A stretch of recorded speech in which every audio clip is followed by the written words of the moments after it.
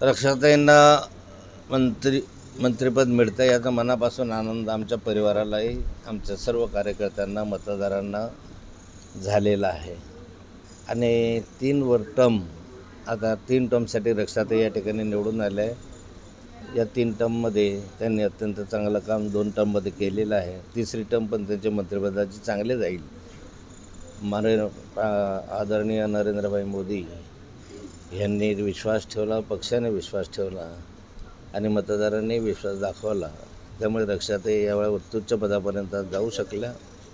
मला या गोष्टीचा आनंद आहे की आमच्या परिवारातील एक व्यक्ती आज केंद्रीय मंत्रिमंडळामध्ये आहे. खूप अपेक्षा होती तुम्हाला रक्षाताईंना मंत्रिपद मिळेल असं?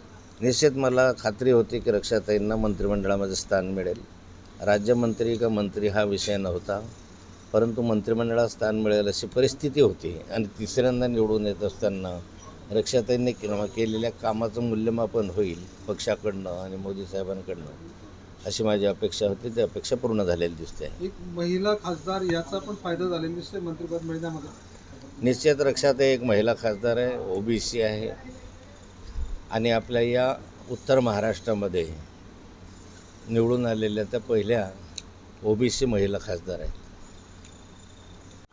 आमच्या घरातल्या म्हणजे रक्षाताई ह्या मंत्री झालेल्या आहे, त्याच्यामुळे आमच्या फॅमिलीमध्ये आम्हाला खूप आनंद झाला. माझे नातू वगैरे सगळ्यांना आम्ही सोबत घेऊन आम्ही दिल्लीला निघालो आहे रक्षाताईच्या शपथविधीसाठी.